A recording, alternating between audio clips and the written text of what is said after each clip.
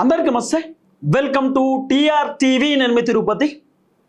చాలామంది 22A అంటే ఏంది అని చెప్పి నన్ను అడుగుతున్నాను. ఈ సెక్షన్ 22A కింద ఉన్నటువంటి ఏదైతే భూములు ఉన్నాయో ఆ భూములు కొనకూడదు, అమ్మకూడదు. ఆ భూములన్నీ బ్లాక్ లిస్ట్లో పడిపోయినాయి. ఆ భూములు రిజిస్ట్రేషన్ కూడా కావు. నాట్ ఓన్లీ భూములు, చాలా అపార్ట్మెంట్లు ఉన్నాయి, అట్లనే బిల్డింగ్లు ఉన్నాయి, చాలా ఇల్లులు ఉన్నాయి. ఇవన్నీ కూడా కొనడానికి అమ్మడానికి వీలు లేదు. మొత్తం బ్లాక్ లిస్ట్లో పడిపోయినాయి. ఆ సర్వే నెంబర్లు కొట్టినా కూడా మీకు ఆన్లైన్లో కనబడవు. మొత్తం నిషేధిత జాబితాలోకి వెళ్ళిపోతాయి, అంటే బ్లాక్ లిస్ట్లో పడిపోతాయి. మీకు సంబంధించినటువంటి సర్వే నెంబర్లు కూడా ఎక్కడ కూడా ఆన్లైన్లో ఉండే ధరణి పోర్టల్ కానివ్వండి, లేకపోతే మీరు వేరే పోర్టల్స్లో దొరకబట్టినా కూడా మీకు దొరకాయి. అసలు ఈ 22A జాబితా అంటే ఏంది, దీని గురించి మాకు కొన్ని డీటెయిల్స్ చెప్పమని చెప్పి చాలామంది నన్ను అడిగేటటువంటి కార్యక్రమం చేశారు. ఒక 10-15 మంది పొద్దు నుండి ఫోన్లు చేశారు. ఈ 22A అంటే ఏంది, అసలు ఆ కథ ఏందనేది మాకు చెప్పమని చెప్పి చాలామంది అడుగుతున్నారు. ఈరోజు మంత్రి పొంగులేటి శ్రీనివాసరెడ్డి ప్రెస్ మీట్ పెట్టి మాట్లాడిండు. 22A కింద కొన్ని పొరపాటున భూములు ఉన్నాయి. ఆ భూములు కనుక అన్ని డాక్యుమెంట్స్ క్లియర్ ఉంటే, అది ప్రైవేట్ ల్యాండ్ అయితే, మీ దగ్గర అన్ని ఆధారాలు ఉంటే, అవి 22A కింద ఉండకపోతే, పొరపాటున 22A కింద వస్తే మాకు ఒక టోల్ ఫ్రీ నెంబర్ ఉంటే ఆ నెంబర్కి ఫోన్ చేయండి. మేము మొత్తం వెరిఫికేషన్ చేసి అది నిజంగానే నిజాయితీగా మీ భూమి అయితే, పొరపాటున 22A కింద పోతే మేము అది క్లియర్ చేస్తామనేటటువంటి మాటను పొంగులేటి శ్రీనివాసరెడ్డి చెప్పిండు. అసలు ఈ 22A ఏంది అనేది చాలా క్లియర్గా మనం మాట్లాడుకునేటటువంటి కార్యక్రమం చేద్దాం. ఎందుకంటే చాలామంది రకరకాల ప్రశ్నలు నన్ను అడుగుతున్నారు. మరి ఇప్పుడు 22A కింద ఉన్నటువంటి ఆల్రెడీ రిజిస్ట్రేషన్ అయి ఉన్నటువంటి వాటి పరిస్థితి ఏంది, మరి మా భూములు మాకు సంబంధించినటువంటి ఇల్లులు గవర్నమెంట్కి అప్పచెప్పాలన్నా, గవర్నమెంట్కి ఇచ్చేయాలన్నా, మరి గవర్నమెంట్ మా దగ్గర నుండి తీసుకుంటారా, మరి ఏం చేయాలి, సరే రిజిస్ట్రేషన్ అంటే చేసుకోము, మరి ఆల్రెడీ రిజిస్ట్రేషన్ అయి ఉన్నటువంటి మరి వాటి పరిస్థితి ఏందని చెప్పి కూడా రకరకాలుగా అనేక ప్రశ్నలు అడిగేటటువంటి కార్యక్రమం చేస్తున్నారు. నేను కొంత మీకు సమాధానం ఇచ్చేటటువంటి ప్రయత్నం చేస్తా. మీకు అర్థమయ్యేటట్టు ఈ 22A ఏందనేది మీకు చాలా క్లియర్గా చెప్తా. లాస్ట్ వరకు ఈ వీడియో చూడండి, ఎక్కడ కూడా ఈ వీడియో స్కిప్ చేయొద్దు. స్కిప్ చేస్తే మీకు అర్థం కాదు. ఎందుకంటే భూములకు సంబంధించినటువంటి వ్యవహారం, ఒకవేళ పొరపాటున మీకు సంబంధించినటువంటి భూమో, అపార్ట్మెంటో, మీకు సంబంధించినటువంటి ఇల్లు ఆ 22A కింద పోయిందనుకో, సెక్షన్ 22A కింద ఖచ్చితంగా అంత బ్లాక్ లిస్ట్లో పడిపోతుంది. మీకు సంబంధించినటువంటి ఏదైతే రిజిస్ట్రేషన్ కాపీ కానివ్వండి, మీకు సంబంధించినటువంటి సర్వే నెంబర్లన్నీ బ్లాక్ లిస్ట్లో ఉంటుంది, నిషేధిత జాబితాలోకి వెళ్ళిపోతుంది. ఇక మీరు అమ్మడానికి కొనడానికి కూడా వీలు ఉండదు. కాబట్టి నేను చెప్పేది శ్రద్ధగా వింటే మీకు అర్థమవుతుంది కథ. ఇక ఒకసారి మనం మాట్లాడుకునేటటువంటి కార్యక్రమం చేద్దాం. First 22A. ఈ 22A అంటే ఏంటంటే ఇక చాలా క్లియర్గా చదివి వినిపిస్తా చూడుర్రి. 22A సెక్షన్ 22A అంటే రిజిస్ట్రేషన్ల చట్టం 1908లోని ఒక ప్రత్యేక నిబంధన.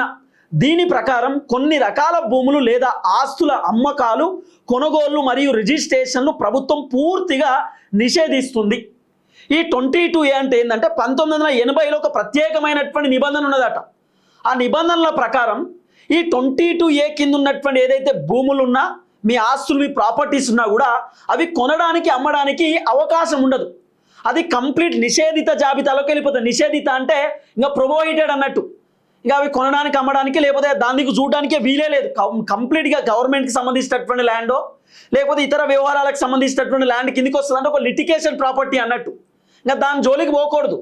అది ఏంది ఏం కథ అనేది ఒకసారి మనం మాట్లాడుకునేటటువంటి కార్యక్రమం చేస్తే, ఇది ఒక నిర్దిష్ట భూమి రకం కాదు, కేవలం చట్టపరంగా ప్రభుత్వం బ్లాక్ చేసిన ఆస్తుల జాబితా, ప్రొహిబిటెడ్ ప్రాపర్టీస్ లిస్టు.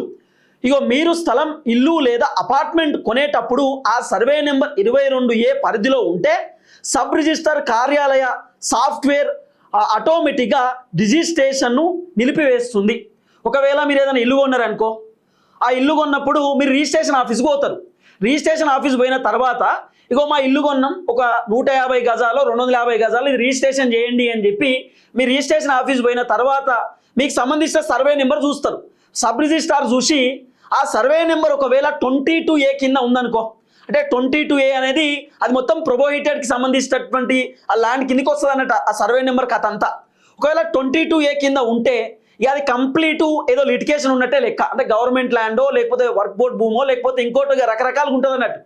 ఇక 22A కింద ఒకవేళ మీ ల్యాండ్ ఉంటే అది రిజిస్ట్రేషనే కాదు. ఒకవేళ రిజిస్ట్రేషన్ చేయాలనుకున్న, సబ్ రిజిస్ట్రార్ ఆన్లైన్లో కొట్టాలనుకుంటే ఆన్లైన్లో కనబడదు అసలు. అది మొత్తం ఫెయిల్యూర్ కిందకి వెళ్ళిపోతుంది. అంటే ఇది కంప్లీట్గా 22A కింద ఉన్నది, ఇది రిజిస్ట్రేషన్ చేయడానికి ఆప్షన్ ఉండదని చెప్పి డైరెక్ట్ సిస్టమే చూపిస్తుంది. సో ఈ విధమైనటువంటి లుస్కులు ఉంటాయి. కాబట్టి మీరు ఏదైనా ప్రాపర్టీ కొనేటప్పుడు ఇప్పుడు ఖచ్చితంగా చెక్ చేసుకోవాలి, అదేమన్నా 22A కింద ఉన్నదా లేదా అనేది కూడా ఒకసారి మీరు వెరిఫికేషన్ చేసుకునేటటువంటి కార్యక్రమం చేయండి. ఒకవేళ ఉంటే పరిస్థితి ఏందనేది కూడా నేను మీకు క్లియర్గా చెప్తా, అది కూడా మీరు కొంత ఓపిక పట్టాలి. 22A పరిధిలో వచ్చే 5 ముఖ్యమైన భూములు, 5 ముఖ్యమైనటువంటి భూముల గురించి కూడా నేను చెప్తా. అసలు 22A పరిధిలోకి ఏ ఏ భూమి వస్తుంది, ఆ 5 ముఖ్యమైనటువంటి భూములు ఏందనేది కూడా చాలా క్లియర్ మీకు ఎక్స్ప్లెయిన్ చేస్తా. ఫస్ట్ 22A సెక్షన్ 22 ఇట్లనే పిలుస్తారు, సెక్షన్ 22A అని చెప్పి. ఇది 1908లో ఉన్నటువంటి ప్రత్యేకమైనటువంటి చట్టం ఇది. ఇది 1908లో ఉన్నటువంటి ప్రత్యేకమైనటువంటి నిబంధన ఇది. అయితే నిబంధనల ప్రకారం రిజిస్ట్రేషన్ కావు. ఈ 22A కింద వచ్చేటటువంటి భూములు ఏందనేది కూడా చాలా క్లియర్గా మీకు చెప్తా. ఫస్ట్ గవర్నమెంట్ ల్యాండ్ వస్తుంది. గవర్నమెంట్ ల్యాండ్ 22A కింద వస్తుంది. అంటే ఏంది, ప్రభుత్వం ఆధీనంలో ఉన్న లేదా వివిధ అవసరాల కోసం కేటాయించిన స్థలం. ఇప్పుడు గవర్నమెంట్ ఏదన్నా ఒక ల్యాండ్ కేటాయిస్తుంది, ఓ గవర్నమెంట్ స్కూల్కో, లేకపోతే గవర్నమెంట్ కాలేజీకో, లేకపోతే ఏదన్నా ఒక గవర్నమెంట్ పార్క్ కడదామనో, లేకపోతే గవర్నమెంట్కి సంబంధించినటువంటి ఇంకేదో ప్రాపర్టీ కడదామని చెప్పి గవర్నమెంట్ ఏదన్నా ఒక 10 ఎకరాల ల్యాండ్ ఉంచింది అనుకో. ఆ ల్యాండ్లో ఏం చేస్తారు, కొంతమంది ఇల్లు కట్టుకుంటారు, హౌస్ కట్టుకుంటారు. ఆ ల్యాండ్లో ఇల్లు కట్టుకుంటారు, ఇక కొంత మేనేజ్ చేసుకొని ఇంకోటి రిజిస్ట్రేషన్ కూడా చేయించుకుంటారు కొంతమంది. ఇక మాట్లాడి ఎవరెవరితో ఆర్డీఓతో వాళ్ళతో వీళ్ళతో మాట్లాడి చిన్నగా రిజిస్ట్రేషన్ కూడా చేయించుకుంటారు. ఇప్పుడు ఎవరైతే రిజిస్ట్రేషన్ చేయించుకున్నటువంటి వాళ్ళు ఉన్నారో వాళ్ళకి సంబంధించి 22A కిందకి వచ్చేస్తున్నట్టు ల్యాండ్. ఇది గవర్నమెంట్ ల్యాండ్. చాలా మంది గవర్నమెంట్ ల్యాండ్లలో కూడా ఇల్లులు కట్టించుకున్న వాళ్ళు కూడా ఉన్నారు. ఆ ఇల్లులు కట్టిన వాళ్ళు ఉన్నారు. హైడ్రా వచ్చినాక ఆ ఇల్లులను కూలగొట్టి ల్యాండ్ స్వాధీనం చేసుకున్నటువంటి దాఖలాలు కూడా ఉన్నాయి. కానీ అవి హైదరాబాద్లో జరిగినాయి.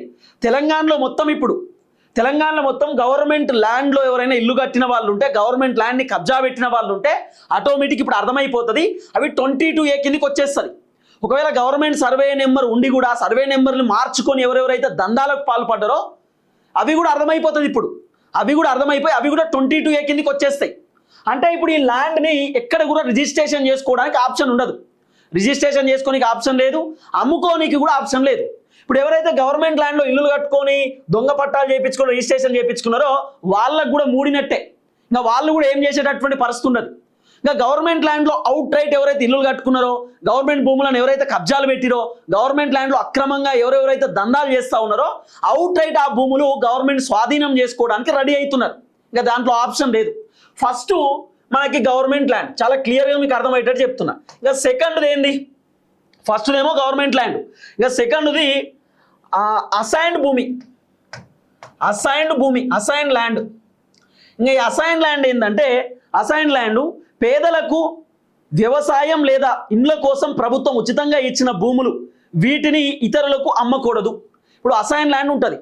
అసైన్డ్ ల్యాండ్ ఏం చేస్తారు గవర్నమెంట్ అంటే, ఒక పేదవాడు ఉన్నాడు అనుకో, ఆ పేదవాడికి ఒక 50 గజాలో 100 గజాలో 120 గజాలో అసైన్మెంట్ భూమి ఉంటుంది. అసైన్మెంట్ భూమి ఇచ్చేస్తారు పేదోడికి. ఇల్లు కట్టుకోవడానికో వ్యవసాయం చేసుకోవడానికో పేదోడికి ఇస్తారు. ఆ భూమి అమ్ముకోవడానికి ఛాన్స్ లేదు.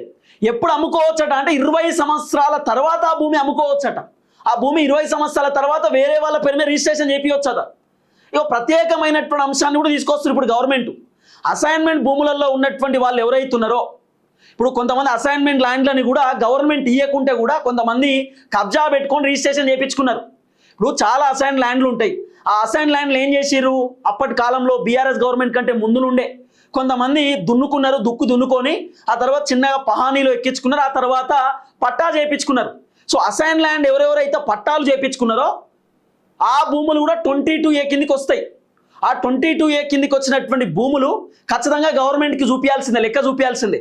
ఇప్పుడు 22A కింద ఏదైతే భూములు ఉన్నాయో అవి అమ్ముకోవడానికి ఛాన్స్ లేదు, రిజిస్ట్రేషన్ కూడా కావు. ఇప్పుడు మీకు రిజిస్ట్రేషన్ డాక్యుమెంట్స్ కూడా, మీ పేరు కూడా పట్టా పాస్ పుస్తకం ఇప్పుడు రాదు. మీ పేరు మీద ఇన్ని రోజులు పహానీలోనో లేకపోతే ధరణి వెబ్సైట్లోనో భూభారతి వెబ్సైట్లో మీ పేరు పట్టా పాస్ పుస్తకం ఉంటుంది. ఇప్పుడు అది ఉండదు, కంప్లీట్ అది బ్లాక్ లిస్ట్లోకి వెళ్ళిపోతుంది. మళ్ళీ మీకు అర్థమయ్యేటట్టు చెప్తా ఉన్నా. ఫర్ ఎగ్జాంపుల్ అసైన్మెంట్ భూమి ఉన్నది. ఈ అసైన్ ల్యాండ్ తెలిసి తెలియకనో నేను సాగు చేసుకుని పహానీలో ఎక్కించిన, ఆ తర్వాత పట్టా కూడా చేయించిన. ఇప్పుడు అసైన్ ల్యాండ్ నేను వేరే వాళ్ళకు కూడా అమ్ముకున్నా. మరి ఆ ల్యాండ్ 22A కిందకి రాదనుకుంటుర్రా? 22A కిందకి వస్తుంది.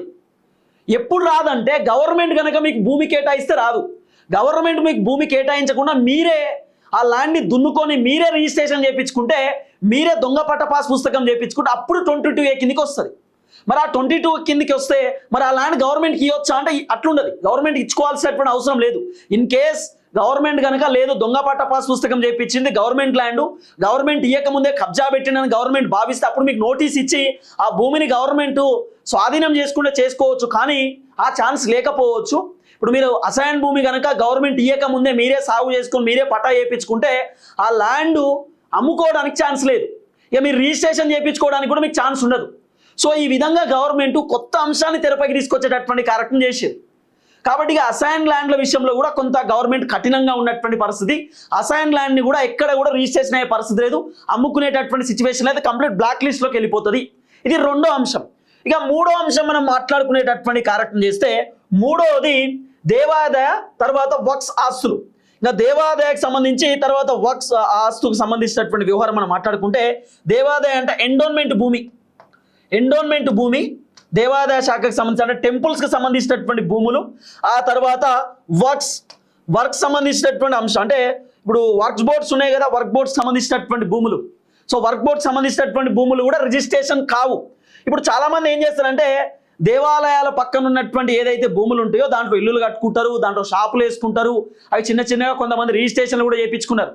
సో అట్లా ఎవరైతే రిజిస్ట్రేషన్ చేయించారో అయితే దేవాలయాలకు సంబంధించినటువంటి కొంతమంది భూములు కూడా కొని రిజిస్ట్రేషన్ చేయించుకున్నారు. అవి కూడా 22A కిందికి వస్తాయి. సో ఇవి దేవాదాయ అట్లనే వక్స్ ఆస్తులు, గుడులు, చర్చీలు, మసీదులు లేదా మతపరమైనటువంటి సంస్థలకు చెందినటువంటి భూములు ఏదైతే ఉంటాయో ఈ భూములన్నీ కూడా 22A కిందికి వస్తాయి.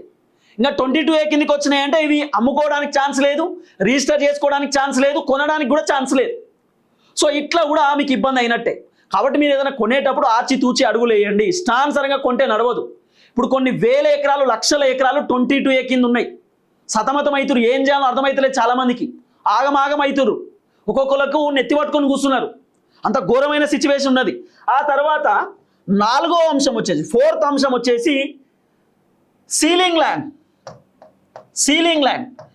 సీలింగ్ ల్యాండ్లు ఎక్కువ గజ్వేల్ దగ్గర ఉంటాయి. Gajwel, Siddipet side ceiling lands ఉంటాయి. తర్వాత ఇంకా చాలా జిల్లాలలో సీలింగ్ ల్యాండ్స్ ఉన్నాయి. ఈ సీలింగ్ భూములు ఏంటంటే ఇగో భూగరిష్ట పరిమితి చట్టం అంటే ల్యాండ్ సీలింగ్ కింద మిగిలిపోయి ప్రభుత్వం స్వాధీనం చేసుకున్నటువంటి స్థలాలు.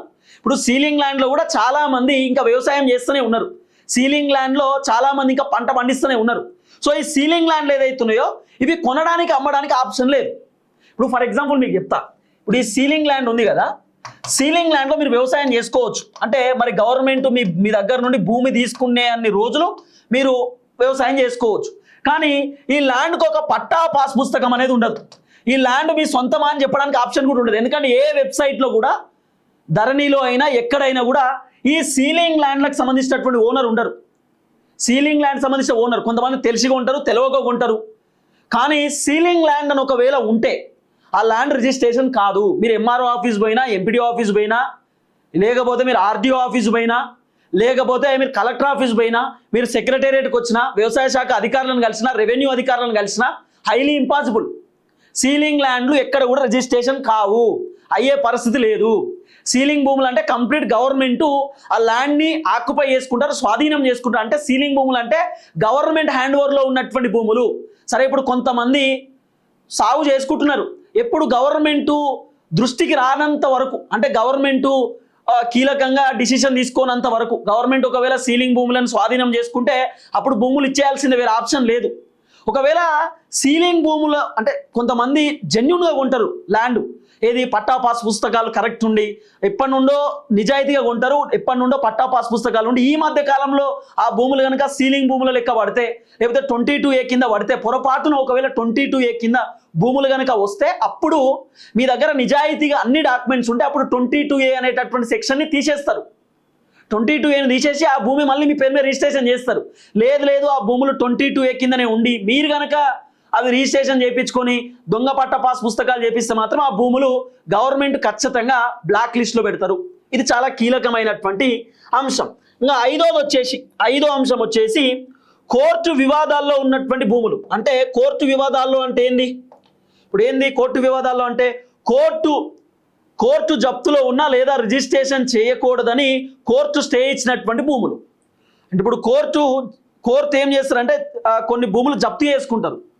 అంటే కోర్టు ఆధీనంలో కొన్ని ల్యాండ్స్ ఉంటాయి, ఈ రిజిస్ట్రేషన్ కాకూడదు, ఎట్లా చేసిరు, ఇమీడియట్లీ ఆ భూమిని కోర్టు హ్యాండ్ ఓవర్ చేసుకోవాలని చెప్పి కోర్టు కొన్ని భూములను జప్తు చేసుకుంటే కోర్టు జప్తులో ఉన్నా లేదా రిజిస్ట్రేషన్ చేయకూడదని కోర్టు ఇచ్చిన, అంటే కోర్టు కూడా కొన్ని ల్యాండ్ రిజిస్ట్రేషన్ చేయొద్దని చెప్తారు. గా ల్యాండ్ ఎట్లా రిజిస్ట్రేషన్ చేస్తారు, చేయకూడదు, అది చట్టంలో రిజిస్ట్రేషన్ చేయాలని లేదు, అట్లాంటి భూములను రిజిస్ట్రేషన్ చేయకూడదని కోర్టు ఏదైతే రిస్ట్రిక్షన్ చేసేటటువంటి భూములు ఉంటాయో, కోర్టు జోక్యం చేసుకున్నటువంటి భూములను కూడా మొత్తానికి రిజిస్ట్రేషన్ చేయడానికి ఆప్షన్ లేదు, కొనడానికి అమ్మడానికి ఆప్షన్ లేదు. ఇదంతా 22A కిందకి వస్తుంది. మళ్ళా మీకు క్లియర్గా చెప్తా ఉన్నా, ప్రభుత్వ భూములు, అసైన్ భూములు, దేవాదాయ వక్ఫ్ బోర్డ్ భూములు, అట్లనే సీలింగ్ భూములు, కోర్టు వివాదాల్లో ఉన్నటువంటి భూములు, ఈ భూములన్నీ 22A కిందకి వస్తాయి. ఇప్పుడు చాలా మందికి ఉన్నటువంటి ఒక డౌట్ నేను చెప్తా, ఇవన్నీ కూడా 22A కిందకి వస్తాయి కదా, ఇవన్నీ మంచిగానే ఉన్నాయి. ఇప్పుడు మీకు రావాల్సినటువంటి డౌట్ ఏంది తెలుసా, ఇవన్నీ మంచిగానే చెప్పిరన్నా ఓకే, మరి మాకు ఎప్పటి నుండో రిజిస్ట్రేషన్ అయి ఉంది కదా, మరి మాకు రిజిస్ట్రేషన్ అయి ఉన్నటువంటి భూములు కూడా, మరి రిజిస్ట్రేషన్ అయి ఉన్నటువంటి అపార్ట్మెంట్ ఇల్లులు కూడా ఇప్పుడు 22A కిందకి వచ్చినాయి, మరి వాటి పరిస్థితి ఏంది? ఇప్పుడు 22A కింద ఉన్నటువంటి వాటిని మరి ప్రభుత్వం ఏమన్నా స్వాధీనం చేసుకుంటారా, ప్రభుత్వం ఏమన్నా మా దగ్గర నుండి తీసుకునేటటువంటి కార్యక్రమం చేస్తారా? ఇప్పుడు హైడ్రా ఏం చేసిరు, హైడ్రా చెప్పకుండా చేయకుండా ఇల్లులు కూల్చేసేటటువంటి కార్యక్రమం చేసిరు. FTL బఫర్ జోన్లో ఉంది, చెరువు భూములు అని చెప్పి, తర్వాత అసైన్ భూములు అని చెప్పి, గవర్నమెంట్ భూములు అని చెప్పి, పార్కుల భూములు అని చెప్పి, ఏం చేసిరు, సింపుల్గా హైడ్రా అన్ని ఇల్లులను తొలగించే కార్యక్రమం చేశారు. మరి ఇప్పుడు ఇదేమైనా జరుగుతుందా అనేటటువంటి డౌట్ కూడా చాలా మందికి ఉన్నది. అయితే ఇప్పుడు ఆల్రెడీ 2000 మీకు చెప్తా, అర్థమయ్యేటట్టు చెప్తా. ఫర్ ఎగ్జాంపుల్ 2018, 2012లో మీరు ఇల్లు కొనుక్కున్నారనుకో, మీరు ఇల్లు కొన్నప్పుడు మీకు రిజిస్ట్రేషన్ అయింది, అంత బాగానే ఉంది, కరెంట్ బిల్ వస్తుంది, ఇంటి పన్ను వస్తుంది, నల్ల బిల్లు వస్తుంది, అన్నీ వస్తున్నాయి, ఈచ్ అండ్ ఎవ్రీథింగ్ రిజిస్ట్రేషన్ అయినటువంటి డాక్యుమెంట్స్ కూడా మీ దగ్గర ఉన్నాయి. అయితే సీన్ కట్ చేస్తే అప్పుడు రిజిస్ట్రేషన్ అయింది, కానీ ఇప్పుడు 2026 ఇప్పుడు వచ్చేసరికి ఇప్పుడు 22A కింద మీ భూమి ఉంది అనుకో, అంటే మీ ఇల్లు 22A కింద ఉన్నది. ఇప్పుడు 22A కింద మా ల్యాండ్ ఉన్నది, అప్పట్లో ఏమో రిజిస్ట్రేషన్ అయింది, ఇప్పుడు వెబ్సైట్లో చూస్తే మా సర్వే నెంబర్ లేదు, కానీ 22Aలో ఉంది. మరి మేము ఇప్పుడు ఏం చేయాలి? ఆల్రెడీ మా ఇల్లు కట్టున్నా, ఇంట్లో ఉంటున్నాం, దాదాపు 10-15 సంవత్సరాల నుండి ఇంట్లోనే ఉంటున్నాం, కానీ ఆ ఇల్లు మాకు 22A కింద ఉన్నది. ఇప్పుడు మేము ఏం చేయాలి? ఇల్లు గవర్నమెంట్కి హ్యాండ్ ఓవర్ చేయాలా, గవర్నమెంట్ ఏమైనా గుంజుకుంటారా, గవర్నమెంట్ ఏమైనా తీసుకుంటారా అని చెప్పి కూడా డౌట్ అడుగుతున్నారు. గవర్నమెంట్ ఏం తీసుకోరు, గవర్నమెంట్ ఏం గుంజుకోరు. కాకపోతే 22A కింద మీరున్నటువంటి ఇల్లు ఉన్నా, మీరున్నటువంటి మీ భూమి ఉన్నా, మీ అపార్ట్మెంట్ ఉన్నా, మీ విల్లా ఉన్నా, మీ ప్రాపర్టీ ఏది 22A కింద ఉన్నా అది కంప్లీట్గా బ్లాక్ లిస్ట్లోకి వెళ్ళిపోతుంది. అంటే అది నిషేధిత జాబితాలోకి వెళ్ళిపోతుంది. అది మీకు వెబ్సైట్లో కనబడదు, మీ సర్వే నెంబర్ వెబ్సైట్లో ఉండదు, మీరు ఒకవేళ వెబ్సైట్ చూసినా 22A చట్టం నిషేధిత జాబితాలోకి వస్తుంది, అంటే 22A సెక్షన్ కిందికి వస్తుంది. కాబట్టి ఈ 22A ఏదైతే మీ ఇల్లు ఉందో, ఇల్లు తీసుకోరు గవర్నమెంట్, కానీ మీరు అమ్మడానికి కొనడానికి అవకాశం లేదు, మళ్ళీ రిజిస్ట్రేషన్ కూడా కాదు. ఇప్పుడు మీరు రిజిస్ట్రేషన్ కూడా కాదు, మీకు రిజిస్ట్రేషన్ కూడా ఉండదు, ఉన్న రిజిస్ట్రేషన్ కూడా రిజెక్ట్ అయిపోతుంది. మరి గవర్నమెంట్ స్వాధీనం చేసుకుంటారా అంటే మరి చూడాలి, మరి క్వశ్చన్ మార్క్, ఏం జరగబోతుందనేది తెలియదు. కానీ ఈ విధంగా ఒక అంశాన్ని తెరపైకి తీసుకొచ్చారు. అయితే ఇప్పుడు పొంగులేటి సీనన్న చెప్పినటువంటి ఒక అంశాన్ని కూడా నేను మీకు చెప్తా. ఇప్పుడు పొంగులేటి సీనన్న ఒక ప్రెస్ మీట్ పెట్టి మాట్లాడేటటువంటి కార్యక్రమం చేసిండు, అది కూడా మీకు నేను చెప్పేటటువంటి కార్యక్రమం చేస్తా, ఏం జరగబోతుంది ఏం కథ అనేది. ఇంకో సీనన్న చెప్పింది ఏంటంటే, అవును కొంతమంది న్యాయబద్ధంగా కొన్ని ఆస్తులు కూడా 22A కింద బ్లాక్ లిస్ట్లో పెట్టాం, అలా న్యాయబద్ధంగా కష్టార్జితంతో కొన్ని ఆస్తులు బ్లాక్ లిస్ట్లో ఉంటే మా టోల్ ఫ్రీ నెంబర్కు కాల్ చేయండి. మా టోల్ ఫ్రీ నెంబర్ ఇచ్చండి. సీనన్న ఏం మాట్లాడో ఫస్ట్ వినండి. 18005 టోల్ ఫ్రీ నెంబర్ అండి. 18005 994788. మళ్ళీ రిపీట్ చేస్తున్నాను, 18005 994788. ఇది టోల్ ఫ్రీ నెంబరు. ఎవరైతే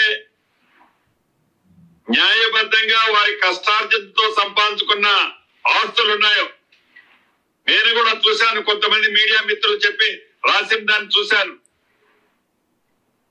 ఒక చిరు ఉద్యోగి 100 గజాలు 110 గజాలు దాని రిజిస్ట్రేషన్ కి నేను ఏదో ట్రాన్సాక్షన్ కోసం అమ్ముకోవడానికి పోతే నా ప్రాపర్టీ నిషేధిత జాబితాలో ఉందని. పాపం తను అనే దాంట్లో న్యాయం ఉంది. ఎందుకంటే తను 6 కాలం కష్టపడి సంపాదించుకున్న ఆ ప్రాపర్టీలో తను పూర్తి సర్వాక్కులు ఉన్నా అనుకున్న టైంలో ప్రభుత్వం దాని నిషేధిత జాబితాలో ఉన్నదన్నప్పుడు డెఫినెట్ గా తను ప్యానిక్ పోయే దాంట్లో అర్థం ఉంది. అటువంటి పరిస్థితి భవిష్యత్తులో ఉండొద్దని ఎవరి ఈ ఉన్నతాధికారుల సో విన్నారు కదా, సీనన్న చెప్తున్న మాట ఏంది, 22A కింద కొన్ని ఇల్లులు కొన్ని భూములు కూడా ఉన్నాయి. పొరపాటున 22A పడ్డది. ఎట్లా పడుతుంది అట్లా? ఇప్పుడు రెవెన్యూ అధికారులకు తెలియకుండానే 22A కిందకి వస్తారా? సరే, కొంతమంది ఎవరెవరైతే తెలిసి తెలవక అసైన్ ల్యాండ్లలో కానివ్వండి, వర్క్ బోర్డ్ భూములలో కానివ్వండి, ఇట్లా వర్క్ బోర్డ్ భూములో ఇప్పుడు చాలా ఇల్లులు ఉన్నాయి. నాకు తెలిసినంత వరకు అయితే వర్క్ బోర్డ్ ల్యాండ్లో చాలా అంటే చాలా సీలింగ్ భూములలో కూడా చాలా మంది ఇల్లులు కట్టుకున్నారు. ఒకనొక టైంలో రిజిస్ట్రేషన్లు అయినాయి, ఇప్పుడు అయితలేవు. 22A జాబితా కిందకి వచ్చేసినాయి అన్నీ. సో నేనేమంటున్నా, ఇప్పుడు కొంతమంది నిజాయితీగా ఉన్నటువంటి వాళ్ళవి కూడా కొన్ని ఆస్తులు 22A కిందకి వచ్చేసినా గట్ల ఎట్లా వస్తాయి? మీకు తెలియకుండా ఎట్లా వస్తాయి? ఇప్పుడు రెవెన్యూ అధికారులకు తెలియకుండానే నిజాయితీగా సంపాదించుకున్నటువంటి వ్యక్తి భూమి 22A కిందకి పోతుందా? మరి ఆయన ఎంత ఇబ్బంది పడాలి, ఎంత బాధపడాలా? ఇప్పుడు ఎవరిదైనా పొరపాటున 22A కింద కనుక మీ ల్యాండ్ ఉన్నా, మీ ప్రాపర్టీ ఉన్నా, మీరు ఏం చేయాలట అంటే ఒక టోల్ ఫ్రీ నెంబర్ ఇచ్చిండి. ఆ టోల్ ఫ్రీ నెంబర్కు మీరు ఫోన్ చేయాలన్నట. ఆ టోల్ ఫ్రీ నెంబర్ కూడా నేను మీకు చెప్పేటటువంటి కార్యక్రమం చేస్తే ఒకసారి రాసి పెట్టుకోరి. ఆ టోల్ ఫ్రీ నెంబర్ ఏంటంటే, ఒకవేళ మీ కష్టాజీతం మీరు కష్టపడి కొనుక్కుంటే, మీకు దగ్గర అన్ని ఆధారాలు ఉంటే, అన్ని ఎవిడెన్స్ క్లియర్గా ఉంటే, అది 22A కింద అది నిషేధిత భూమి కాదు, అది మా భూమి, మేము కొనుక్కున్న భూమి, తాతల కాంచెలు ఉన్నటువంటి భూమి, మేము నిజాయితీగా రిజిస్ట్రేషన్ చేయించినటువంటి భూమి, మా దగ్గర ఆధారాలు ఉన్నాయి, కానీ 22A కింద మా ల్యాండ్ పడ్డది, 22A కింద మా ప్రాపర్టీ ఉంది అని చెప్పి మీరు అనుకుంటే, మీ దగ్గర అన్ని ఆధారాలు ఉంటే, మీరు ఈ టోల్ ఫ్రీ నెంబర్కి ఫోన్ చేయండి అట, కంప్లైంట్ ఇవ్వండి అట. 1800-599-4788. ఇది టోల్ ఫ్రీ నెంబర్. ఇది ఏంది టోల్ ఫ్రీ నెంబర్? 1800-599-4788. ఇది టోల్ ఫ్రీ నెంబర్. ఒకవేళ మీరు కనుక నిజాయితీగా సంపాదించుకుంటే, మీకు సంబంధించినటువంటి ల్యాండ్ అయినా ప్రాపర్టీ అయినా ఇది 22A కింద ఉండకూడదు. ఇది మా దగ్గర అన్నీ ఉన్నాయి ఆధారాలు, ఇది 22A కింద కాదు, గవర్నమెంట్ ల్యాండ్ కాదు, అసైన్ భూమి కాదు, వర్క్ బోర్డ్ భూమి కాదు, ఇంకా ఇది ఏ ల్యాండ్ కాదు, ఇది మా ల్యాండ్ అని చెప్పి మీరు అనుకుంటే, అప్పుడు ఈ టోల్ ఫ్రీ నెంబర్కి ఫోన్ చేస్తే వాళ్ళు కంప్లైంట్ తీసుకుంటారట. మీ ల్యాండ్ పైన వాళ్ళు కొంత ఎంక్వైరీ చేస్తారట. ఆ తర్వాత ఆ దాంట్లో 22A కింద నుండి తొలగించేటటువంటి కార్యక్రమం చేస్తారట. ఇది చాలా క్లియర్గా వాళ్ళు చెప్తున్నటువంటి అంశం.